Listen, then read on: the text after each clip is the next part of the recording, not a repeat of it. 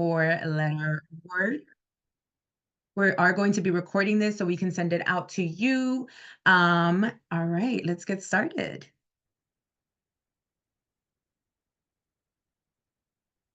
Perfect. So as I mentioned, we have a lot packed into our agenda. We'll make sure to get you all of that information that you need to know. Some of the things that we're going to be going over today, we're going to be introducing some awesome courses with hatching results. We're going to be introducing ourselves as well, Study Smart Tutors and hatching results. And then we're going to be going over some professional learning pathways for you as well.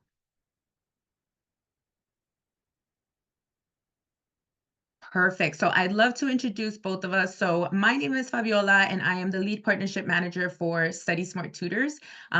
Who is Study Smart Tutors? So we provide comprehensive first-gen learning support for students, teachers, counselors, and all of the college access programs that serve them. For example, we work very closely with TRIO and Gear Up programs. You might be familiar with them. Some of you might have them on campus. Some of you might have been alumni yourselves. And so we have been working with these programs for the past 10, I want to say 15 years actually. So we're super excited to be here, and we're super excited to also celebrate our partnership with Hatching Results.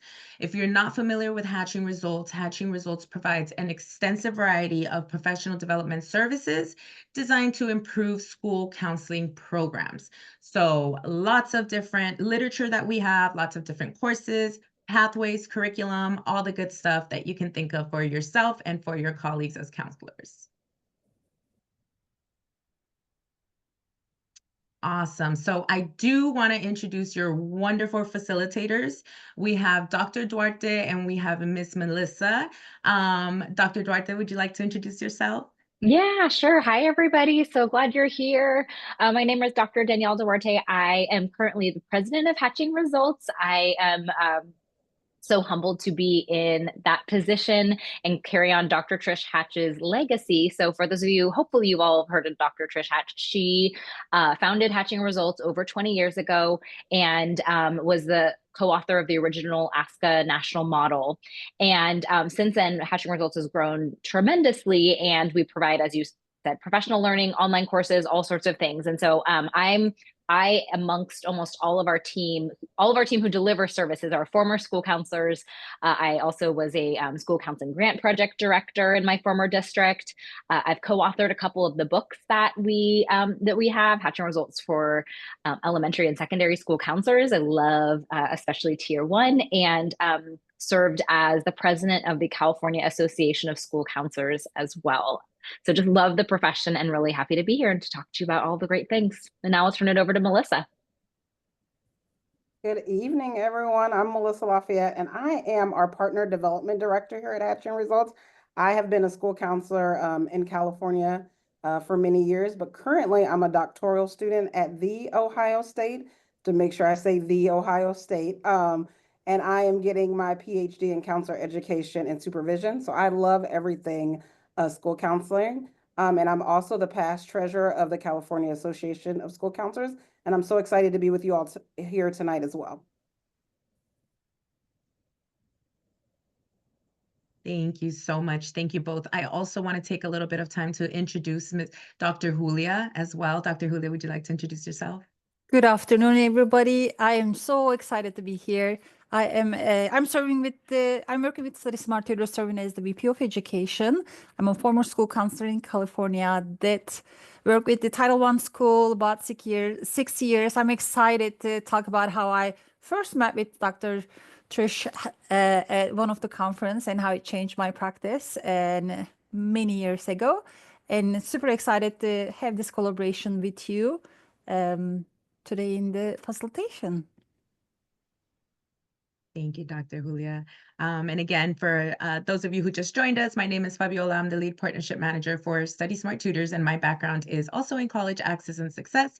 I do come from a couple of Gear Up programs, one in Southern California with a charter school organization, and then one in Penn as a part of my graduate program out in Philly. So awesome. So we do want to get started with this awesome battery check.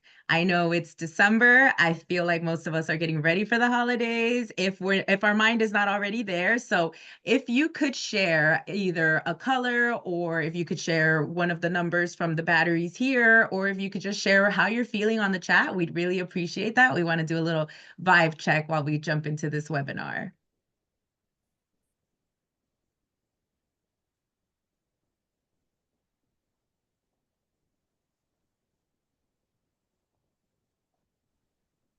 Awesome, awesome. So feeling okay, a little bit of yellow, feeling meh. Again, everything is welcome. Thank you so much for your honesty.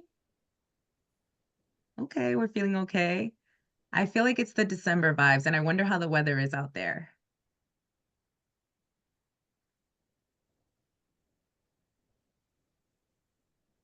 Okay, we have a couple of yellows. Feeling okay.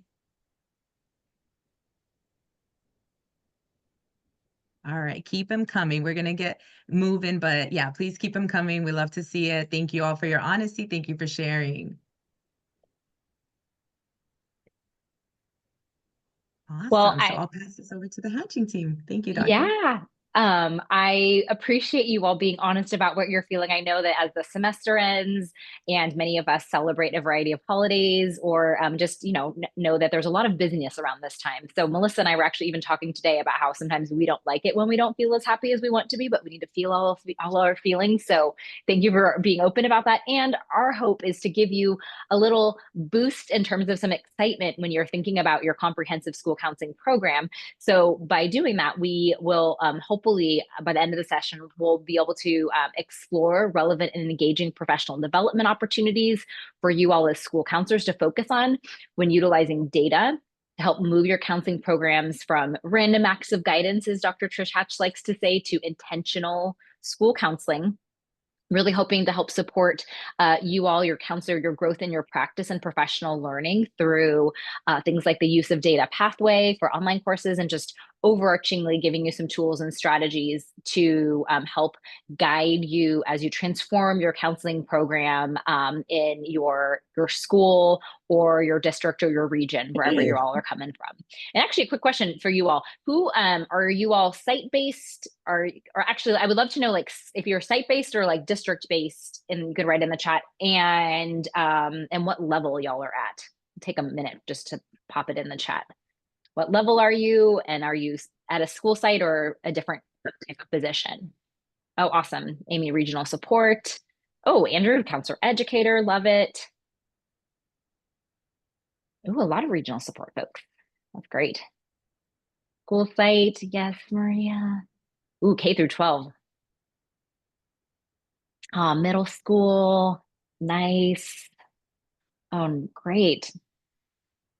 K through 12 is quite the mix of going from talking about, financial aid to then consoling a kindergartner. So just really excited to have such a variety of you all in here, and then state support. That's awesome. Well, thanks so much. All right, so we'll go on to the next slide, and really want to talk today and start by developing and just level setting on the role of the school counselor.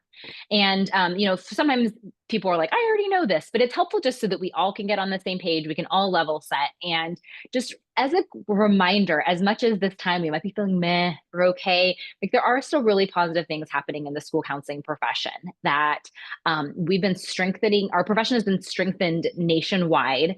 There's a lot of national initiatives that have and continue to bring legitimacy to our profession. So, back when President Obama was president, we had the Reach Higher initiative.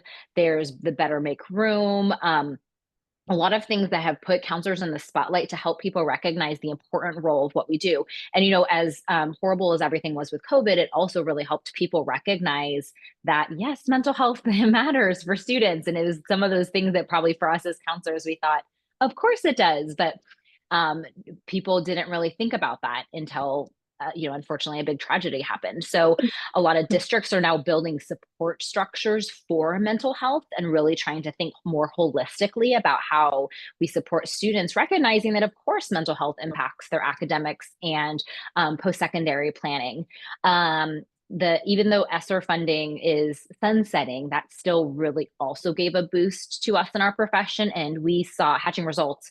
We, as an organization, saw a lot of districts, states pouring funding and training into school counseling programs, because really understanding the positive impact school counselors have on students. And data is a lot more accessible to counselors now, right? And so now it's really, okay, now we have all this data, not having paralysis by overanalysis, but what can we do intentionally to use this data to best target students that need support, and also just overall have an understanding of what's going on. And then there's the multi-tiered system of support, or as Melissa will talk about, the multi-tiered, multi-domain system of support. And that has gained a lot of traction across education, and I think almost every state now, that, again, recognizing it's not just academic, it's social emotional. And then for us, we will talk about how it's also the college and career domain is really essential as well. So positive things going on. But we do want to ask, while of course there are positive components of the profession, we also know that there are continued challenges and pressures. So take just a second. What are some of the challenges and pressures that are interfering with the growth of your school counseling program, the school counseling profession? Take just a minute to type in whatever is going on for you. What are those continued pressures and challenges?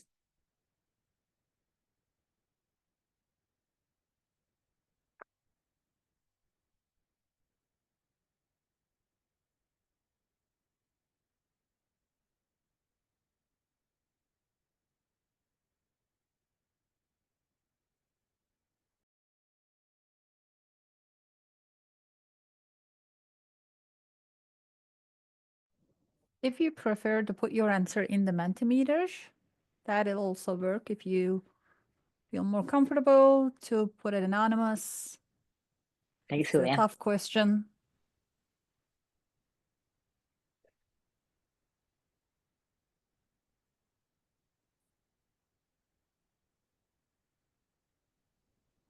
State legislation. Yes, lack of understanding of the counselor role.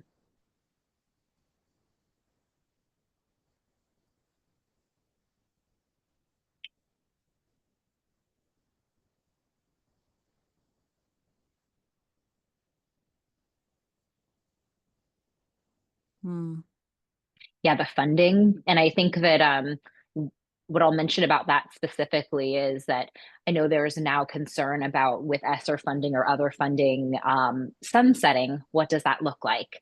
And will counselors continue to be funded at the same level? All of the above, yes.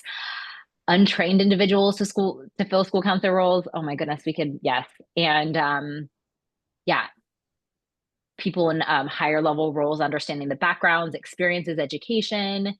Yeah, and that connects to what that someone else said about, we just can't have just anyone filling the roles. I think about that a lot too, and that as much as we always want more school counseling positions open, if they are then filled by people who are not qualified, who are not well trained, then it actually negatively impacts our profession, because then people get the perception that we aren't as qualified or as good as we know we really are. So I really appreciate everyone for putting this stuff in the chat. I know the other piece we get a lot when we're working in districts is just the increased mental health needs that are really present for our students, and actually, and for our staff too. We know burnout is really high, and we know just the incredible pressures our students are facing from all sorts of areas. So just a lot going on for you all. So do this with me. Take a deep breath behind your screen with me. Let's just take one more together.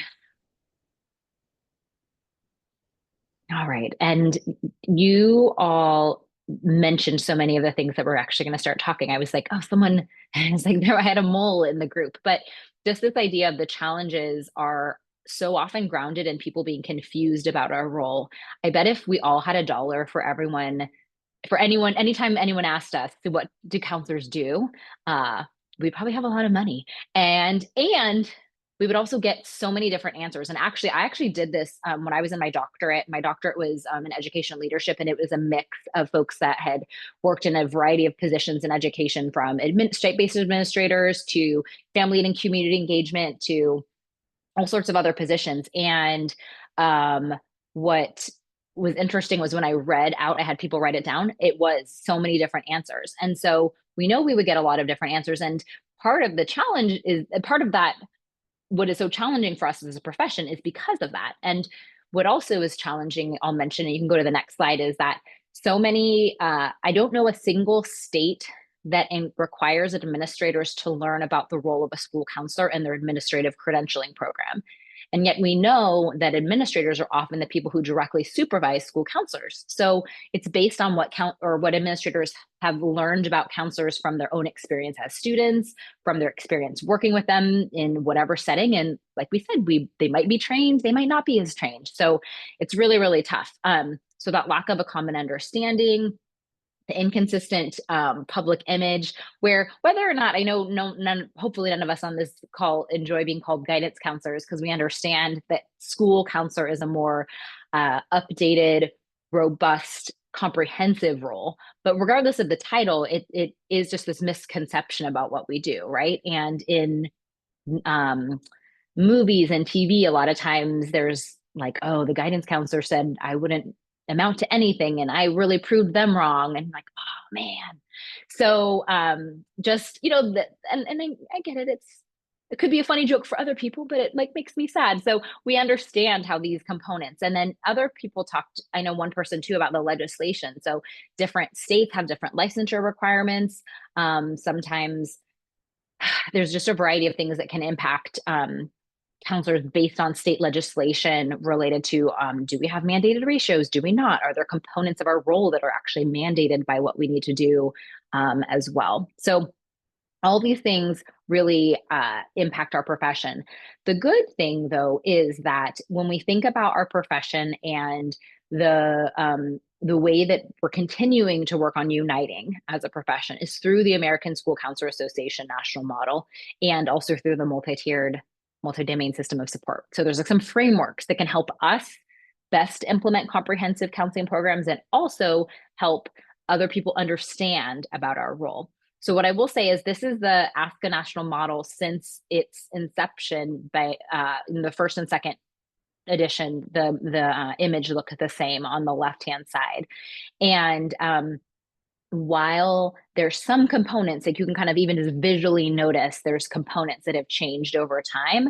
What hasn't changed are data and outcomes. Both of those things are central to the ASCA national model. The other thing I'll mention, even though visually on the most up-to-date model, you can't see this around the sides, but also advocacy, leadership, collaboration, and systemic change are also essential components of the model and just built into each of the sections of the model. So really understanding that this model helps ground us in the work that we do to develop, implement, and have a good evaluation of our comprehensive school counseling programs. And that assess part at the top is that piece, is how are students different as a result of our school counseling program, and our data helps us do that. I'm gonna turn over to Melissa for this next slide. Awesome, thank you, Danielle. So when we're thinking about school counselors, we want to make sure that we're thinking about the power of school counselors. So if you all are looking at the slide, which I know you are, there are 5 bullet points about the power of school counselors. So what I want to do is I want to give you about a minute to read over the 5 bullet points. And then in the chat, put 1, 2, 3, 4, 5, which one resonates with you the most?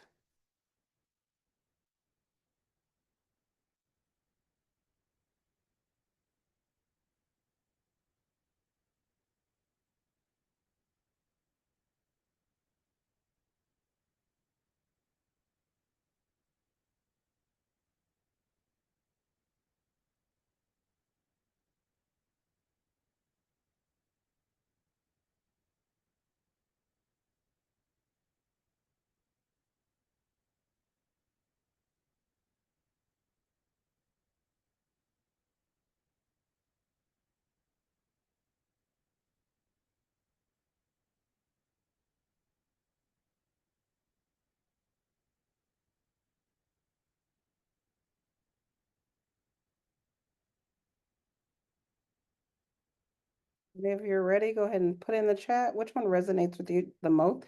Thank you, Danielle, number 5, Julia, 4 and 5, Jennifer, 2. Thank you all.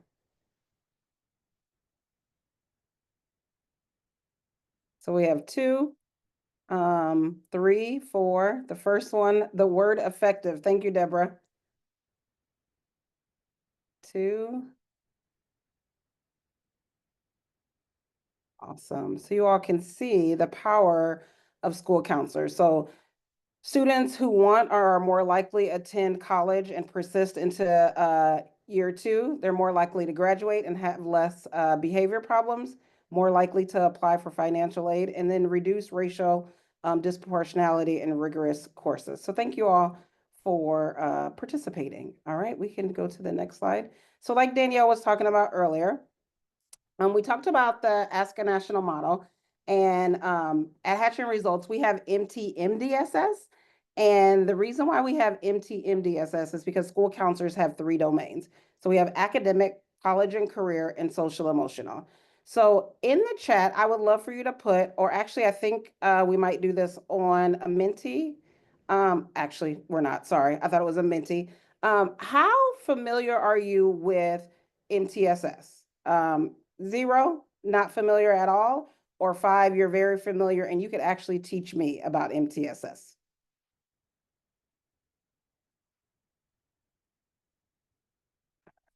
I love it. Got a lot of 4s, all 4s so far. Awesome. Awesome. Thank you all for participating. So like I was saying, it is similar to MTSS, but we have the 3 domains. So generally when you do MTSS, it's generally academic and behavior. And as school counselors, we always want to make sure that we're talking about college and career as well. So I could tell you about MTMDSS, but we have a 3-minute video that we're going to have you all watch. And what I would like for you to do as you watch this is write down any keywords that stick out to you.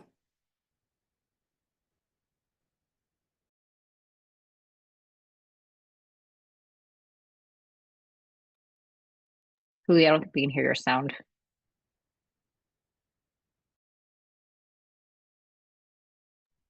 Can you not hear it? No. I think if you click if you unshare for a second, you might have to click the button, the share sound button. Mm-hmm. Somehow Should be on the right. Yeah. I see that. It's not. Technology is either our best friend or our I worst know. nightmare. We are still dealing with this one. I apologize. While Julia finds that, the piece that I'll mention is that with the MTMDSS, because MTSS is the academic and then social emotional behavioral, we know that we work in 3 domains.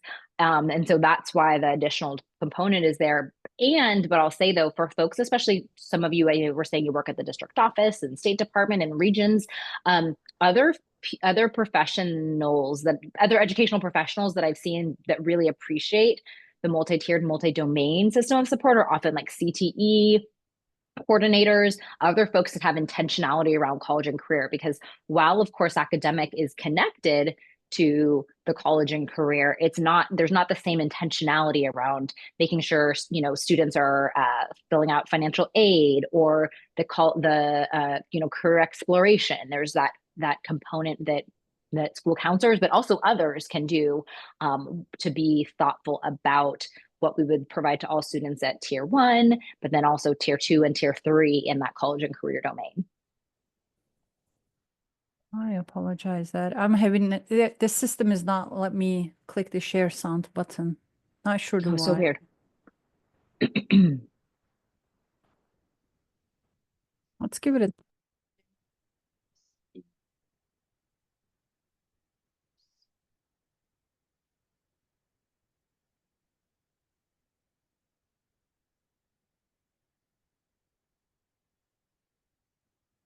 No, it's not working, or at least not for me.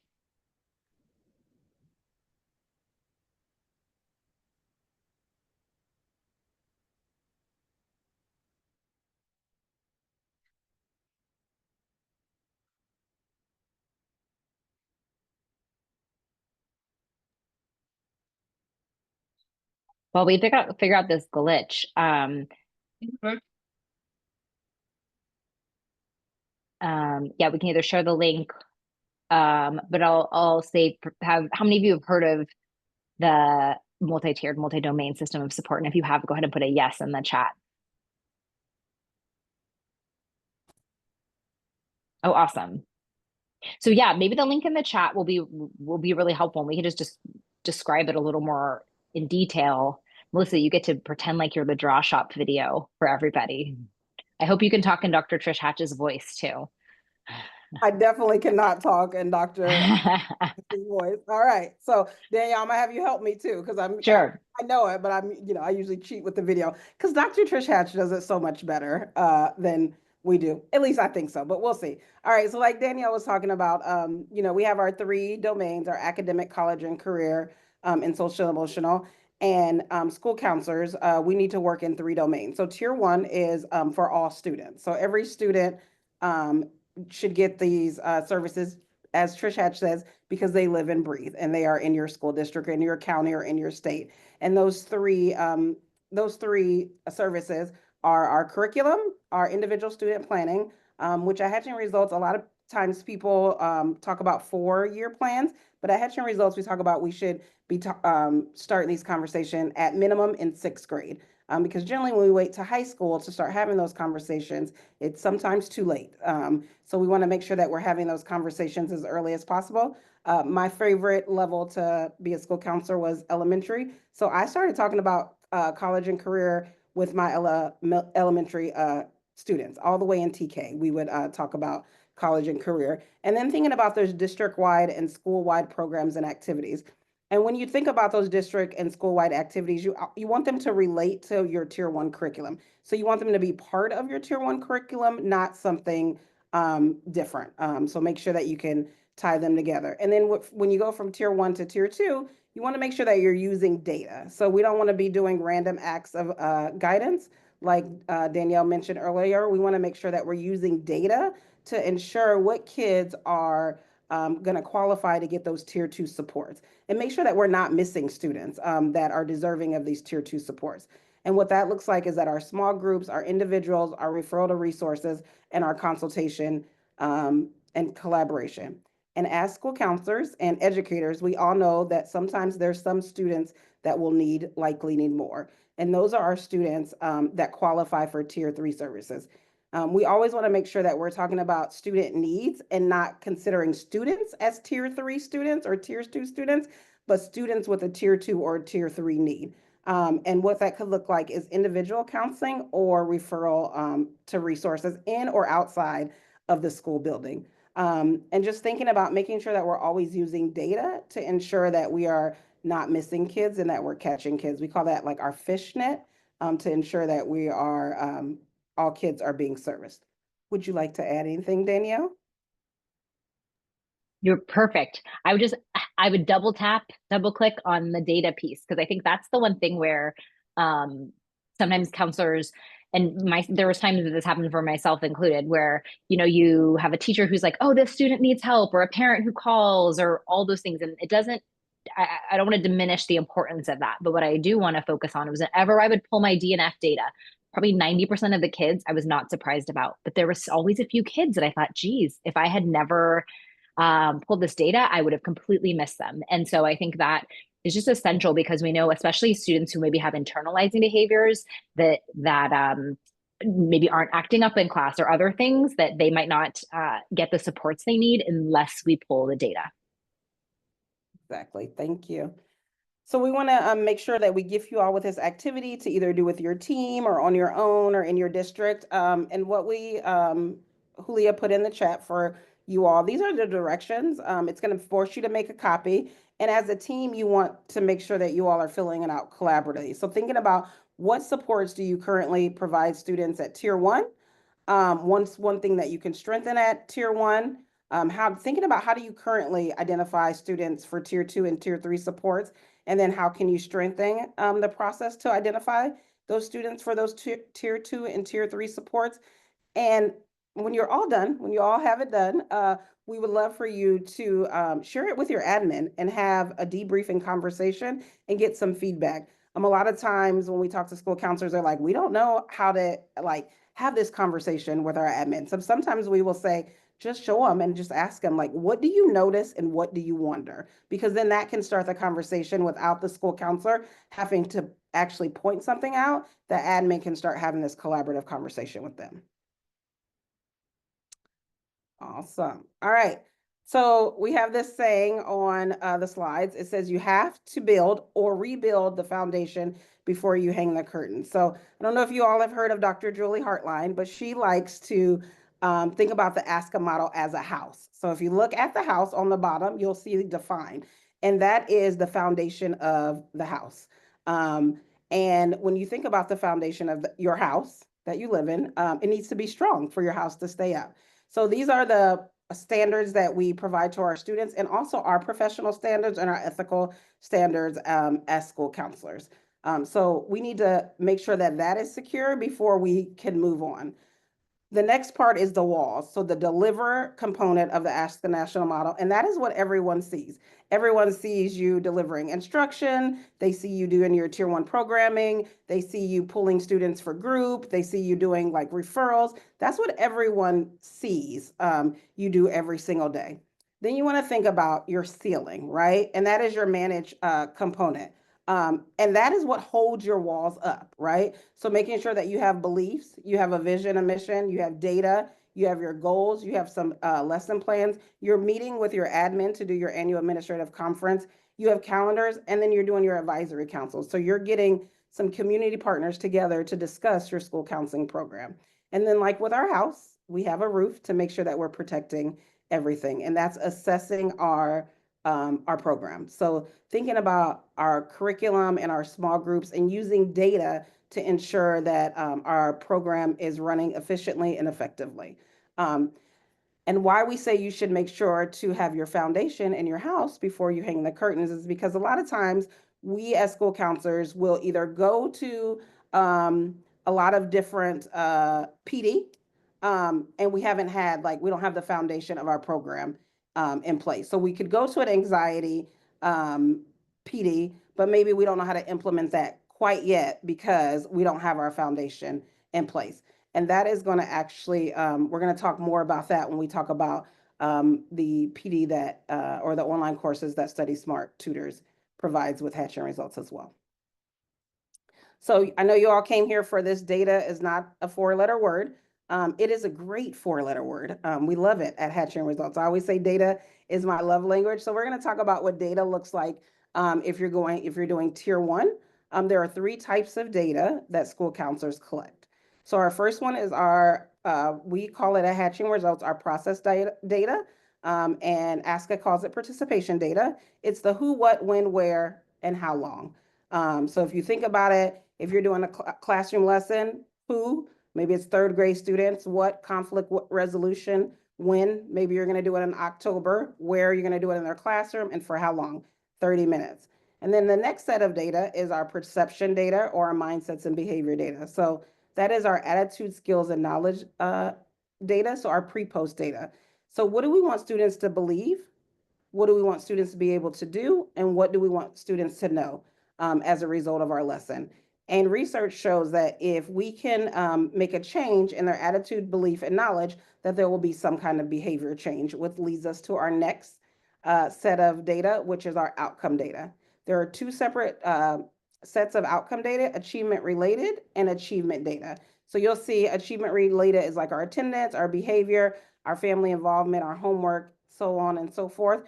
But what that does is it leads to our achievement data, because we all know if students come to school every day, they're likely to have better grades, or their GPA is more likely to go up, or their promotion rate. So thinking about our achievement data as like data that helps move the needle with our achievement data. And what we like to say is this is the through line. For tier 2, which goes the opposite way, you would look at the data and your achievement data, your outcome data, or your achievement data, or achievement related data, and you would pull the data and see, that's how you would gather information for students. So thinking about what data do you want to look at? And I'll just say like GPA. Maybe you're going to look at students who have a 2.0 or below. And you're going to think about what attitude, skills, and knowledge do they need to develop. And then that is also going to give your students. So if you're going to do maybe, let's say, we'll do 7th grade this time, 7th grade, a small group curriculum on time management. You're going to do it during 3rd period, where in the school counseling room, if you have one, and for how long. Maybe it's going to be 6 weeks.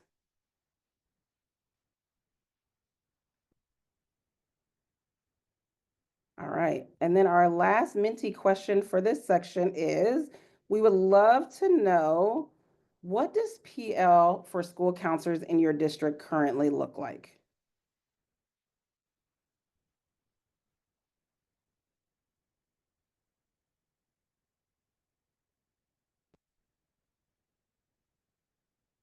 Thank you, Danielle. Professional learning.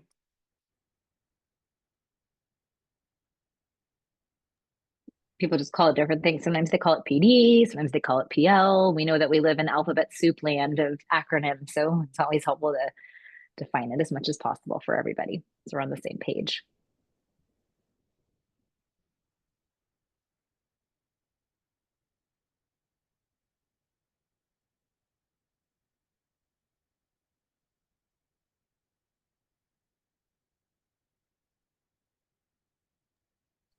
I also know some folks are a region, so of course, region and state level, you're welcome to share your specific niche as well related to professional learning. Exactly.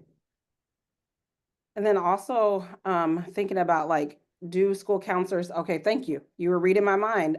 Do they get their own PL, or do they attend PL with the teachers or other support staff?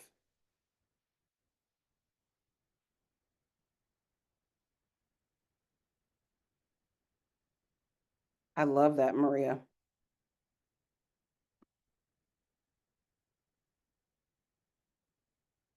Okay.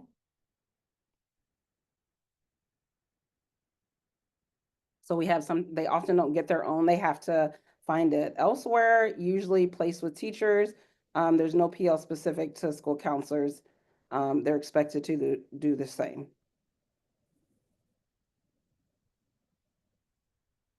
Okay, shared PD with teachers, and then additional counseling team PD focus on program development, implementation, including data. Thank you all for sharing. Well, I'm going to turn it over to our to Julia, who is going to talk about some great professional learning for your school counselors. I like to come in this space, all the problem, all the challenges, or the what is the PL looks like, because I was that counselor that you are mentioning and putting as the challenge, combining TG PL, teacher PL, confusing role. My admin have not much idea what is the counselor look like. And I'm gonna start it with this one. I did attend a counselor conference in Orange County, and that's where I met with Dr. Hatch. Attending her session, got this such a big book as the textbook. I just graduated from the master program, and I just say, okay, here I come. I'm gonna study this book because I really want to have something tangible in my department. In my department means I'm the only one. I was serving as the K-12 counselor. And fast forward, think about how much I was excited to get to work with the Study Smart. With the hatching result, we get this book and put it in the platform in a way of that counselor now can use there as their professional learning. In a way of they can listen the video from the Dr. Hatch. So this program that we are coming in is the one pathway is the use of data pathway. There are 7 courses that I'm going to show it to you. And there's the best-selling text and taught by the co-author Dr. Trish Hatch and Dr. Julie Hartline. And all the courses towards the school counselor. So there's not need to be the mix. And they are teaching to learning how to design the data-informed comprehensive school counseling programs within a tier system. We just been talking about it. In this course, school counselor will introduce to using the data in the design, implementation, evaluation, and improvement of school counseling programs. While Melissa was explaining about the data, progress data, and I was remembering, okay, I'm collecting the data, but I always stuck with the so what part. Okay, I have the data, but I don't know what will be the next step for me. And that book really helped me to move forward with the next one. What is the achievement data looks like? How am I going to introduce this data? That's what we are coming from with the courses and that pathway. So we have 7 courses in the platform. Each course offers graduate credit from CASIT San Marcos, along with the CE unit if that's the need. These courses are designed around the narrated video, which that you can hear the voice from the tutor and the reflection, and so much checks for understanding. We all know that data, again, is a powerful tool that when understood and utilized correctly, and we know that it can be transformational to your school counseling program and school community. So through those 7 courses, school counselor will reflect on their previous experience, or like me, it's the first time experience using the data, and then learn how to collect, not only to collect, but analyze the data to create goals and evaluate their counseling programs. Not only to evaluate, but also advocate that program. So counselors who complete these courses will not only believe in the value of using data, hopefully they will develop the knowledge and skill necessary to begin to implementing the data-driven practice, which is a big word. Sometimes it's scary, right? Data-driven practice. But we know that, and that's what it's true, because data-driven practice will improve their school counseling program. I want to show you a few quick example. How does it look like in the platform? Easy platform, online, async. Let's check this course number 1, data. There are 5 lessons designed to be completed. We'll say about a 45-minute session. In the course, they have reflection, check for understanding, which I love the reflection part because it's such a place for me to stop and think and write it in. How is my program? What are the gaps? How am I using it? How am I not using it? Or what are the data is available for me and what are the not? Beautiful way to put the reflection in. There are text, video-based instruction in each respective lesson. Each lesson introduced with the lesson objective, so counselor can familiarize themselves with the overall goal of each lesson. And finally, and most important component for the course is the pre and the post test. They use to determine the efficacy of the course. Is this really working? Are the counselor are learning anything in between seeing the pre and post? We do have also in the course, you can see a little example on the slide, the video. The Julie is leading. There's the application. What does that look like? And then before the video, we started with the warm-up question. This lesson explained the types of data that Melissa just talked about it, and using the data, design, implement, evaluate, improve the comprehensive school counseling program. So because the use of educational data is deeply embedded in the complex school level, district level, even state level system, I want to mention it here because we have a lot of state level or across the district level folks in the room. School counselors taking this course may notice and then elevate their leadership various systematic issues such as accessing the data. You may hear things like, we don't know how to find this data, or I don't have a permission to access that data. For the fidelity and consistency of the data collection at the school level, you may hear things like, that data isn't accurate, or our teachers don't log that data, or data report isn't useful or meaningful, or the functionality or usability of the district data dashboard, reports, information system, etc. So if you are the school leader, we might recommend preparing for this before school counselor begin the course by creating a safe process for them to elevate these issues and potential solutions to you or the other leaders. We will share some Google form or virtual parking lot. The counselor can use anonymously, voice their concern about systematic issues or any potential solution or recommendation they might have. We'll put this survey question to you if that's an issue in your district or in your program. They're happy to help that part of the advocacy ball up and running. So I want to talk about a little bit on the data and engagement part. in the system of the learning management system, you can see that there's an interactive part, the text field, check for understanding, and multimedia. But it's also collaborative and individual. And Fabio will talk in a minute. How does it look like as the collaborative or individual using these courses in your district? But it's also personalized. All notes or responses are exportable. That means I reflect something about the course number 1. I can print this out. I can do a school level, grade level, district level notes to share with other counselor when during our monthly or quarterly PL time together. The last part is that it's for you as the leaders to see the getting the reporting. What is your counselor? Let's say you sign up for those in those courses. What is their grade looks like? What is their pre and post course survey says about it? What is the activity completion report? What is the activity login? How many minutes they are spending? You will get a one-click data in the system. Just looking at it again, how many counselor are completed? How many are on the progress? How long does it take usually to finish it up, that you can also see in this platform with one easy click. And then I would be ending my part with this such a nice things that what other people are saying about our course. We've been doing this, I think this is the year number 2 completing, and some of the counselors, some of the even teacher, they are sharing the course excellent. Many of them experience it during the time. This is a mix of the comment coming from the summer program, coming from the fall long program. They've done that. Not only the counselor, but look at the teacher also saying my whole entire view of counseling job has changed due to this course. I have done over 100 hours training this summer. This course has been the most helpful for me to understand how I can support students from a teacher perspective and how I can better track with my counseling team. So with this course, it's of course designed for the counselor, but it's also for the whole school system that can be take advantage of it. And then I think I did mention this course can be delivered in person, can be delivered virtually or hybrid.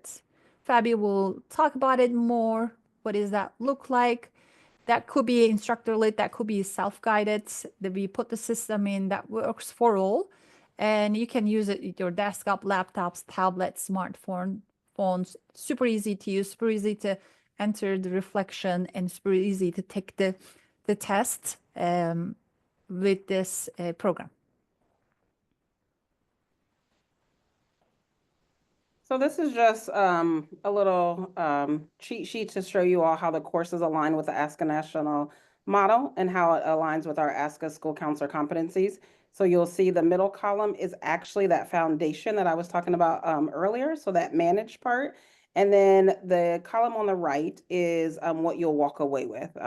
So your takeaway items or the school counselor's takeaway items after each course. So this would actually be our managed our managed part of the Ask a National model as well. And I know Huya just put that in the chat for you all, so you can check it out. And then here are some flashlight. This is in course 5. Some examples of some flashlight presentations and reporting results to show how students are different because of the school counseling program. So here are some a middle school flashlight presentation that some school counselors have done in the past. And then I think on the next slide, we have a few more for you all. So we have high school as well as elementary, and then district as a whole that is showing their results. I'm curious to hear, maybe on the chat quickly, Melissa, is this a practice in your school counseling team? Are they provide something like this? Is the numbers the data? If yes, how often do you see any impact? Quick chat, or feel free to open up your mic to answer that.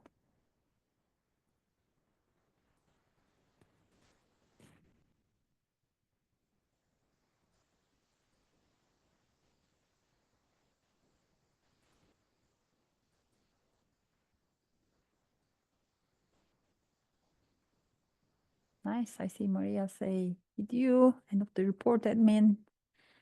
Okay, maybe not currently.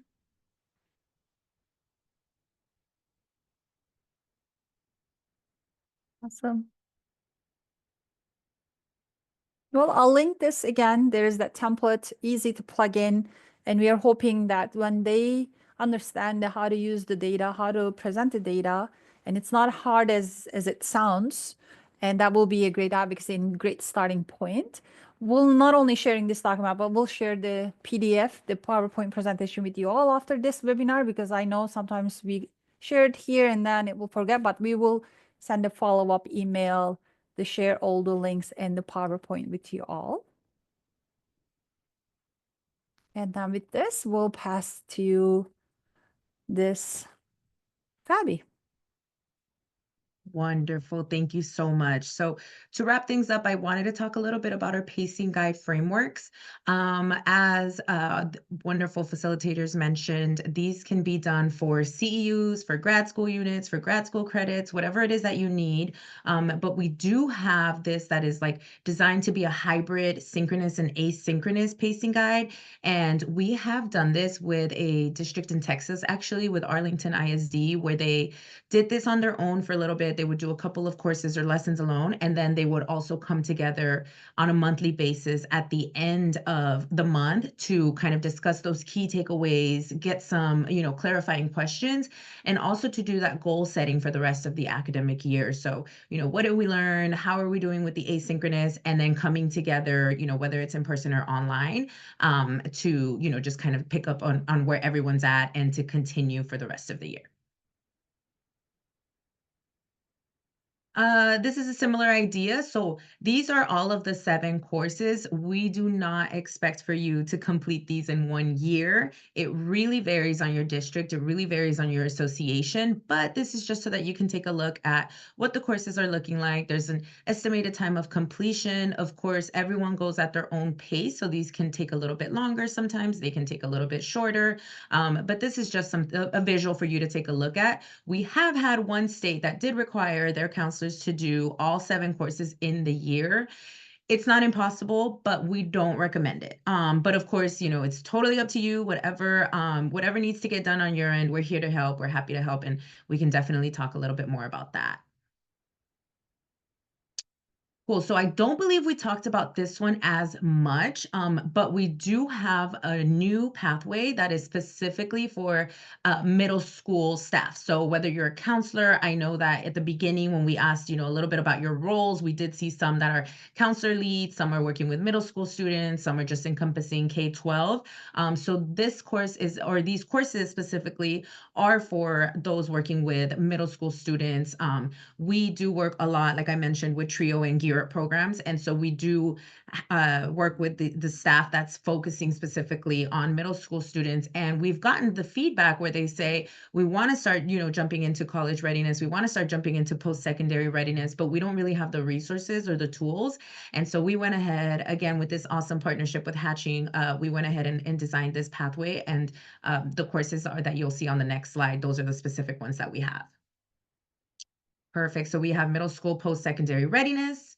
Then we move on to program development for middle school post-secondary readiness. And then we conclude with implementing purposeful programs and services. So again, please reach out if you have any questions for this specific middle school pathway. This one is all ready to go. And it is for anyone, like I said, working with middle school students and supporting them. Cool. So some great news. We do have discount for all ISCA members. So we have 15% off. If you're a member, we do have some different discounts for the different courses that you can purchase. These also apply to multi-courses. So if you're purchasing more than one, you'll be able to get a discount on top of that original discount. So please ask us about those special codes. We do have them. We do understand that sometimes, getting those credits, it's not super flexible for everyone, and sometimes it gets expensive. So we do want to make sure that we're making these accessible and affordable for you as best as we can. So please ask us about our member discounts. If you go to the website, we also have some more information on there as well. Awesome. So I think we have about 5 to 6 minutes left. Please, please, please share any questions you might have. We welcome all questions. You can open up your mic or you can share it on the chat. And we're happy to answer anything that you might have or any comments that you might have.